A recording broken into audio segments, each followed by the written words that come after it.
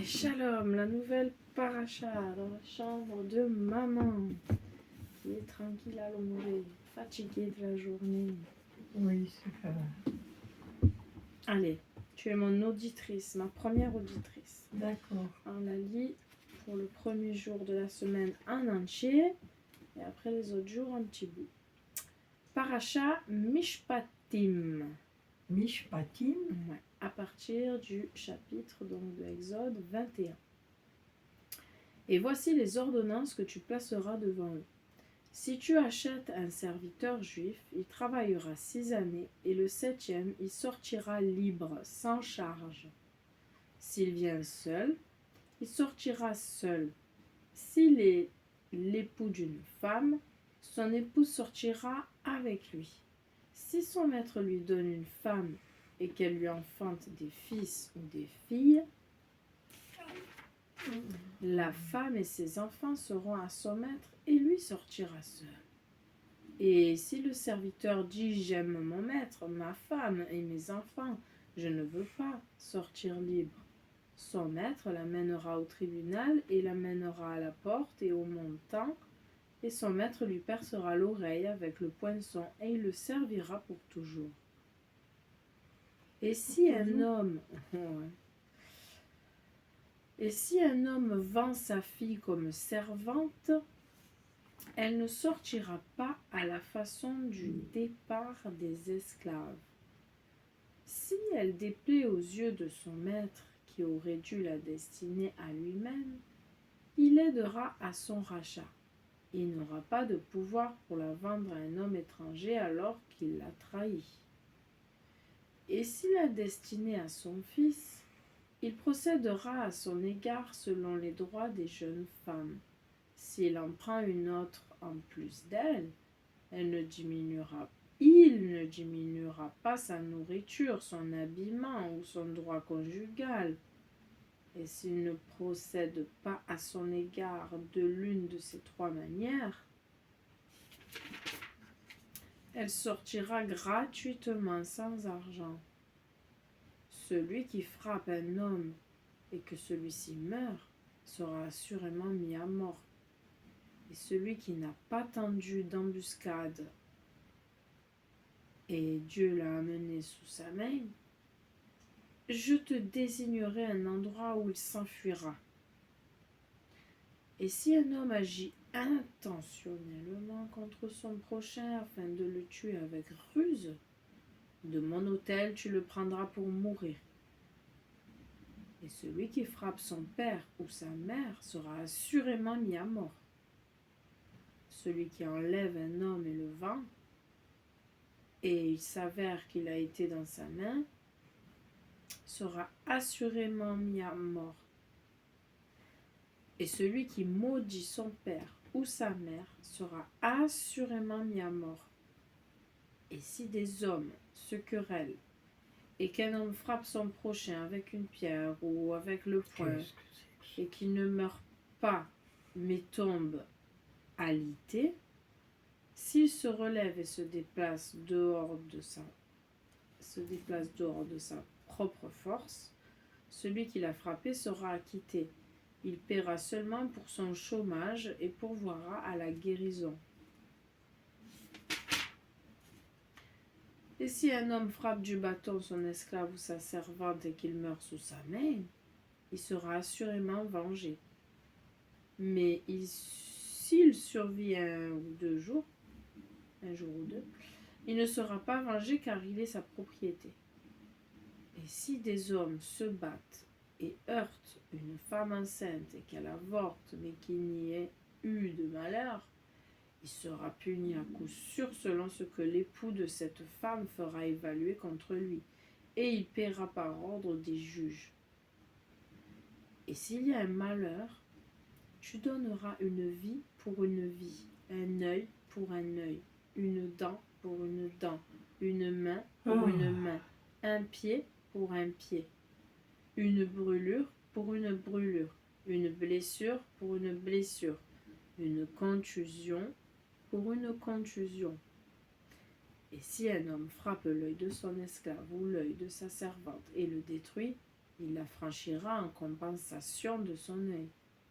Et s'il fait tomber la dent de son esclave ou la dent de sa servante, il la franchira en compensation de sa dent. Et si un bœuf encorne un homme ou une femme et qu'il meurt, le bœuf sera assurément lapidé. Sa chair ne sera pas mangée et le propriétaire du bœuf sera innocent. Et si c'était un bœuf ayant l'habitude d'encorner d'hier et d'avant-hier et que son maître en ait été averti mais ne l'ait pas surveillé, et qu'il ait tué un homme ou une femme, le bœuf sera lapidé et son maître méritera aussi la mort. Quand un paiement de réparation lui sera imposé, il paiera un rachat de sa vie selon tout ce qui lui aura été imposé. Que ce soit un garçon ou qu'il encorne une fille qu'il encorne, selon ce jugement, il lui sera fait. Si le bœuf encorne un esclave ou une servante, 30 shekels d'argent il donnera à son maître et le bœuf sera lapidé. Et si un homme découvre un trou, ou si un homme creuse un trou et ne le recouvre pas, et qui tombe un bœuf ou un âne, le propriétaire du trou paiera. Il restituera de l'argent à son maître et la dépouille sera à lui. Et si le bœuf d'un homme heurte le bœuf de son prochain et qu'il meurt, ils vendront le bœuf vivant et ils se partageront l'argent. Et la dépouille aussi, ils se la partageront. Mais s'il est connu que c'est un bœuf ayant l'habitude d'encorner depuis hier et avant-hier, mais que son maître ne l'a pas surveillé, il devra assurément payer un bœuf à la place du bœuf, et la dépouille sera à lui. Si un homme vole un bœuf, un mouton ou un bouc, et qu'il égorge ou le vende, il paiera 5 pièces de gros bétail à la place du bœuf et 4 pièces de menu bétail à la place du mouton.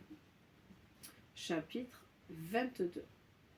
Si le voleur est découvert en train de creuser, qu'il ait été frappé et meurt, il n'y a pas d'effusion de sang à son sujet.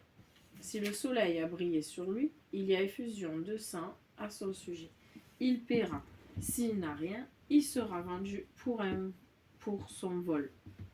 Si l'objet du vol a été trouvé en sa possession, soit un bœuf, soit un âne, soit un mouton vivant, il paiera le double.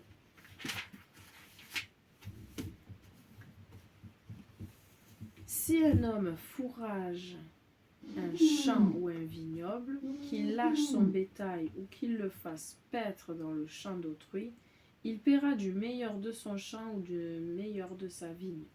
Si un feu sort et trouve des ronces, et qu'une meule ou une moisson sur pied ou un champ soit consumé, l'auteur de l'incendie paiera les dommages. Si un homme donne à son prochain de l'argent ou des ustensiles à garder, et qu'il soit volé de la maison de cet homme, si le voleur est découvert, il paiera le double. Si le voleur n'est pas découvert, le maître de maison s'approchera du tribunal pour jurer qu'il n'a pas porté la main sur le bien de son prochain. Pour tout objet de culpabilité, pour un bœuf, pour un âne, pour un mouton, pour un vêtement, pour tout objet perdu dont il dira « c'est cela ». Au tribunal viendront les allégations des deux. Celui que le tribunal condamnera paiera le double à son prochain.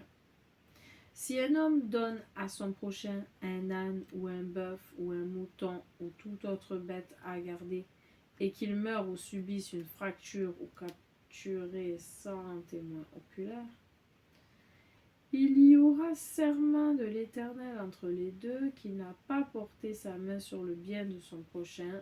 Son propriétaire l'acceptera et il ne paiera pas. Et si la bête lui a été volée, il paiera à son propriétaire.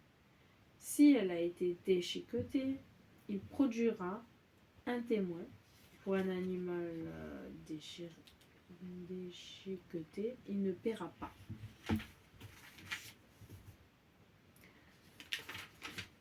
Et si un homme emprunte un animal à son prochain et qu'il subisse une fracture ou meurt, son propriétaire n'était pas avec lui, il paiera assurément. Si son propriétaire était avec lui, il ne paiera pas. Si c'était un locataire, cela est venu en échange de sa location. Et si un homme séduit une vierge qui n'était pas fiancée par les Kiddushin et qu'il cohabite avec elle, il la nanchira d'un contrat de mariage comme épouse.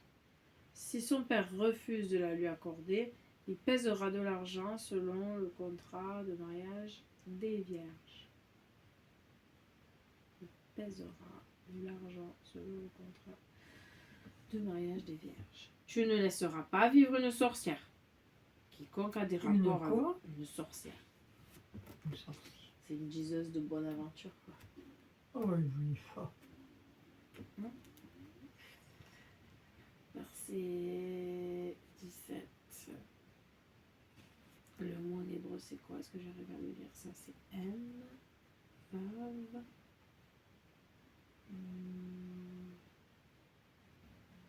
Ah non, il n'y a pas de Vav. C'est même, c'est tout. Même. Et ça, c'est quoi? C'est fait. Mavché.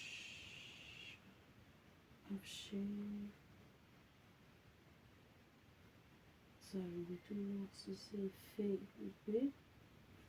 Et. Bref, la peine de mort par sentence du tribunal ne concerne pas moins les sorcières que les sorcières. Les sorciers que les sorcières. Mais le verset utilise le féminin car cette activité était plus fréquente chez les femmes. Le Talmud enseigne que sorcière, le mot est une contraction de je ne sais pas encore lire aussi rapidement, impossible, que je me tromperai. Il conteste la cour divine, Saint-Hédrin. La sorcellerie prétend dominer la nature au moyen des forces de la tourna, impureté, touma, impureté. Autrement dit, elle conteste la souveraineté de Dieu.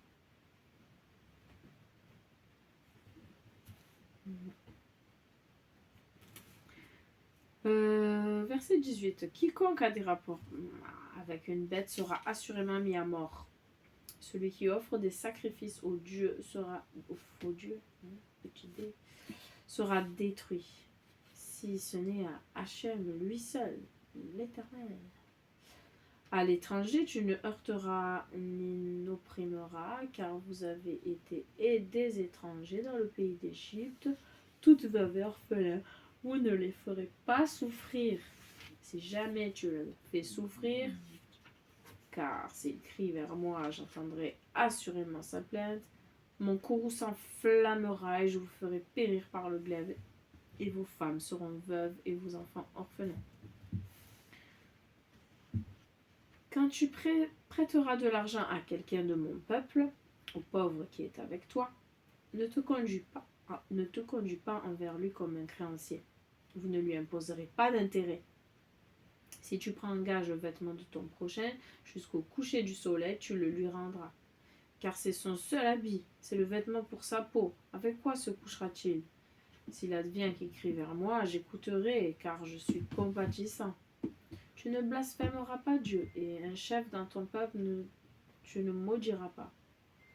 Ton offrande de plénitude et ton offrande de prélèvement ne diffèrent pas. Le premier-né de tes fils, tu me donneras. Ainsi feras-tu pour ton bœuf, pour ton menu bétail, pendant une période de 7 jours. Il restera avec sa mère. Le 8e jour, tu pourras me le donner.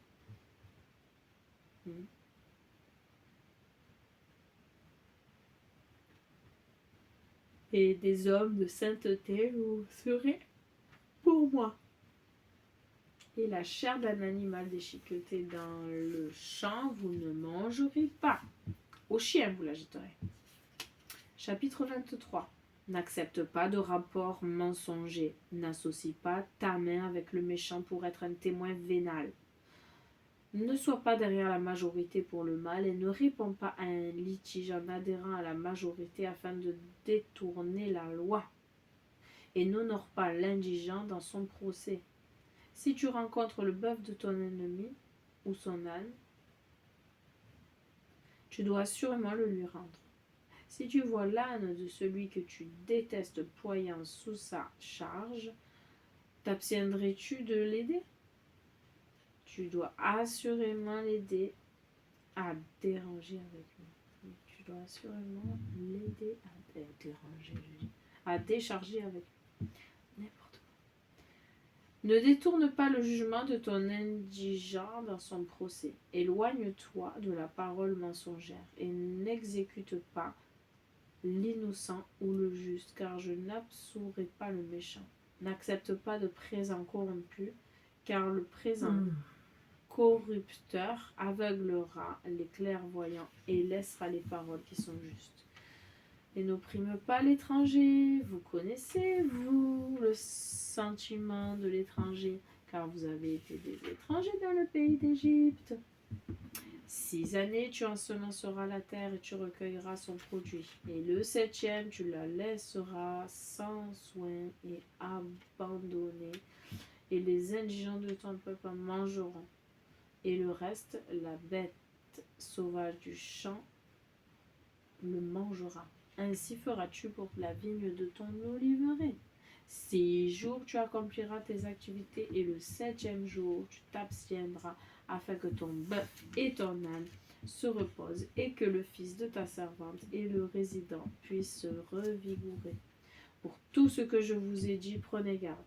Et le nom des dieux des autres, vous ne mentionnerez pas et il ne sera pas entendu de ta bouche. 3 fêtes tu célébreras pour moi dans l'année. Tu observeras la fête des matzot.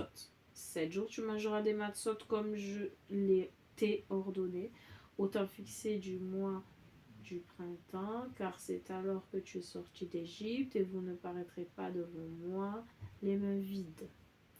Et la fête de la moisson, des premiers fruits de ton labeur que tu auras semé dans le champ, et la fête de l'engrangement à la sortie de l'année, quand tu rentreras ton travail du champ. 3 fois l'an, tous les mâles paraîtront devant le Seigneur l'Éternel. Tu n'offriras pas le sang de mon sacrifice de fête sur du pain levé, et la graisse de mon offrande, ne passera pas la nuit jusqu'au matin. Les premiers fruits de la terre, tu les apporteras dans la maison de l'Éternel ton Dieu. Tu ne feras pas cuire un chevreau dans le lait de sa mère. Voici, j'envoie un ange devant toi pour te protéger en chemin et pour te conduire vers l'endroit que j'ai préparé. Prends garde à lui, écoute sa voix, ne te rebelle pas contre lui, car il ne pardonnera pas votre faute délibérée. Car mon nom est en lui. Car si tu écoutes bien sa voix, exécute tout ce que je dirai, je serai l'ennemi de tes ennemis et je harcèlerai ceux qui te harcèlent. Car mon âge ira devant toi et le conduira chez l'Amoréen, le Hittite, le Phérécien, le Cananéen, le Hévien, le Jébusien, je les anéantirai. Ne te prosterne pas devant leur Dieu, ne les sers pas et n'agis pas selon leur rite. Au contraire, tu les mettrais en pièces et tu briserais leurs stèles. Vous servirez l'Éternel votre Dieu et il bénira ton pain et ton eau, et je retirerai la maladie de ton sein. Amen. Il n'y aura pas de femme qui perde ses enfants ou qui soit stérile dans ton pays. Waouh! Je comblerai le nombre de tes jours. J'enverrai ma terreur devant toi et je jetterai la confusion dans tout peuple chez qui tu iras. Et je ferai tourner vers toi la nuque de tous tes ennemis. J'enverrai devant toi les scènes de frelons et chassera le Hérvin, le Cananéen et le Héthien de devant de toi. Je ne le chasserai pas de devant toi en une seule année, de peur que la terre ne soit désolée et que les bêtes sauvages du champ se multiplient contre toi. Petit à petit, je les chasserai de devant toi jusqu'à ce que tu fructifies et que tu fasses du pays ton héritage. J'établirai la frontière depuis la mer des joncs jusqu'à la mer des Philistins, et depuis le désert jusqu'au fleuve, car je livrerai les habitants de la terre entre vos mains, et tu les chasseras de devant toi. Je crois que là, je suis revenue en arrière. Pardon. Verset 32. Tu ne contracteras pas d'alliance avec eux, ni avec leurs dieux. Ils ne resteront pas dans ton pays de peur qu'ils ne te fassent fauter contre moi. Tu serviras leur Dieu, car ce sera un piège pour toi. Chapitre 24. Oh, c'est une longue paracha cette fois-ci. Je suis à 20 minutes. Ah, il reste... Tout ça est marqué dans la Bible. Ouais, il reste un dernier chapitre, bien. quoi. Le chapitre 24. Et bien dit, tout ça sera, car ce sera un piège pour toi. Oui. Chapitre 24, le dernier. Et à Moïse, il dit, monte vers l'Éternel, toi, Aaron, Nadav et Avihu, et 70 des anciens d'Israël, et vous vous prosternerez à distance. Puis Moïse s'approchera seul vers l'Éternel, mais ne s'approcheront pas. Quant au peuple, il ne montera pas avec lui. Moïse vint dire au peuple toutes les paroles de l'Éternel et toutes les ordonnances, et tout le peuple répondit d'une seule voix et dirent, toutes les paroles que l'Éternel a prononcées, nous les ferons. Moïse écrivit toutes les paroles de l'Éternel. Il se leva tôt le matin et construisit un autel au pied de la montagne et 12 stèles pour les 12 tribus d'Israël. Il envoya les jeunes des enfants d'Israël et ils firent monter des offrandes d'élévation et immolèrent des taureaux en offrande de festin de paix à Elohim. Moïse prit la moitié du sang et les mit dans les bassins et du peuple et dirent tout ce que l'Éternel a dit, nous ferons et nous obéirons. Amen. Moïse prit le sang et en aspergea le peuple et il dit, voici le sang de l'alliance que l'Éternel a conclu avec vous à propos de toutes ces choses.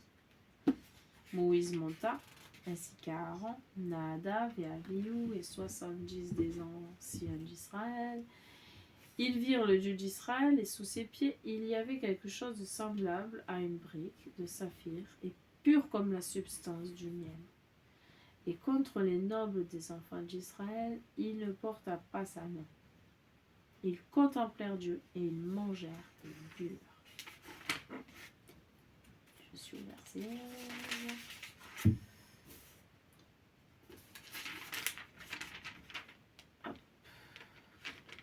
Tu as lu tout ça? Ouais, il me manque juste 5 Tu as versets. lu dans la Torah? Ouais, il me manque juste 5 versets, j'ai fini. C'était long aujourd'hui. C'était très long, hein? Comment tu peux retenir tout ça? Ah non, c'est pour ça qu'on va le relire après tout doucement, et surtout les commentaires. Et pas ce soir, hein. Ce soir, ça suffit. Demain. Qu'est-ce que tu dis en dernier? Il reste 5 versets. Oui. Je retiens pas tout. C'est pas Ah, possible. On va relire petit à petit en divisant et en lisant les commentaires ensuite. Là, on va lire d'un trait et après on va lire les commentaires. L'Éternel dit à Moïse, monte vers moi, vers la montagne et reste-y. Et je te donnerai les tables de pierre, l'enseignement et la loi que j'ai écrit pour les instruire. Moïse se leva ainsi que Josué, son serviteur, et Moïse monta vers la montagne de Dieu. Et aux anciens il dit, attendez-nous ici jusqu'à ce que nous revenions vers vous. Et voici, Aaron et Our sont avec nous. Vous, celui qui aura une affaire, s'approchera d'eux. Moïse monta vers la montagne, et la nuée recouvrit la montagne. La gloire de l'Éternel résida sur le mont Sinaï, et la nuée le recouvrit dura une période de 6 jours. Il appela Moïse le 7e jour du milieu de la nuée, et l'aspect de la gloire de l'Éternel était comme un feu dévorant au sommet de la montagne, aux yeux des enfants d'Israël. Moïse parvint au milieu de la nuée et monta vers la montagne. Et Moïse fut sur la montagne 40 jours et 40 nuits. 40 jours et 40 nuits. est fin pour aujourd'hui. Au 25 minutes. Shalom.